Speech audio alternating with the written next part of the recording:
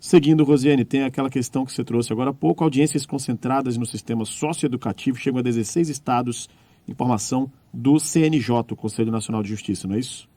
Exatamente. O Conselho Nacional de Justiça está fazendo esse destaque de um programa que tem dado em todo o país, e agora chega a 16 estados, outros 8 estados estão interessados a respeito de uma alteração na dinâmica, no método, né, de fazer as audiências em relação ao sistema socioeducativo, quer dizer, aqueles em que os adolescentes, né, cometem atos infracionais, a gente usa essa palavra, porque para crianças, para adolescentes, nós falamos atos infracionais, mas são os crimes que são cometidos e que muitas vezes na mentalidade, no senso comum, não há punição. Assim, né? Há um sistema que é um sistema que tem cela, tem prisão também, mas há uma garantia por meio do ECA que eles sejam tratados de uma forma diferente, não sejam jogados, né, no sistema prisional. E aí é muito interessante esse destaque do Conselho Nacional de Justiça, Rafael, porque eu não sei se você já estava aqui, acho que você não estava na Band, mas em 2019 nós falamos de uma vinda, de uma visita que haveria de representantes do Conselho Nacional de Justiça aqui em Manaus, para conhecer de perto uma experiência que estava acontecendo nesse sistema socioeducativo do estado do Amazonas. Né? Olha só, isso é interessante para aquelas pessoas que acham que não há o que se orgulhar aqui no estado do Amazonas. E assim, esse foi um método que foi desenvolvido pelo Dr. Luiz Cláudio Chaves, a Defensoria Pública. Eu vou cometer a falha aqui de não falar o nome da defensora, porque eu acabei não pegando o nome dela agora, antes de começar, e também dos representantes do sistema socioeducativo no governo do estado. Então, eles passaram a fazer audiências presenciais, eles analisavam com os pais, com a família, com os representantes do sistema e os próprios adolescentes, e isso alterou completamente a forma como eles lidavam com isso. Eles a partir desse método, eles passaram a reincidir menos, a voltar menos para esse sistema. Isso era uma comprovação, acabou sendo, por meio dos dados, uma comprovação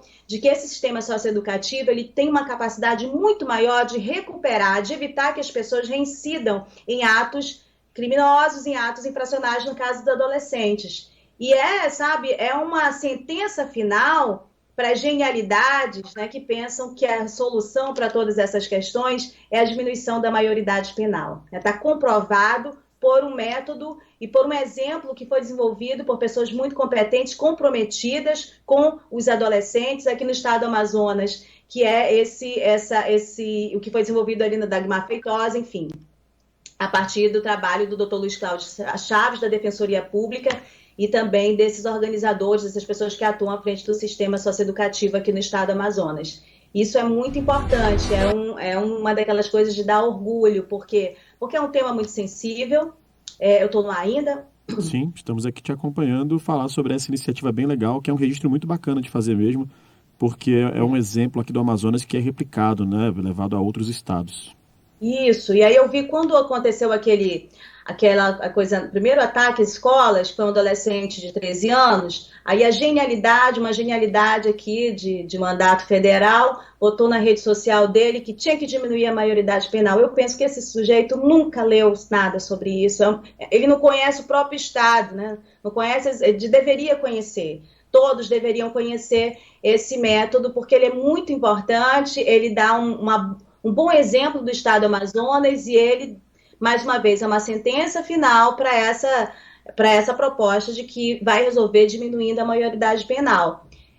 Colocar adolescentes no sistema prisional, da forma como o sistema prisional hoje funciona, ainda que não fosse assim, é uma coisa terrível, né? Condená-los a não retorno, de jeito nenhum.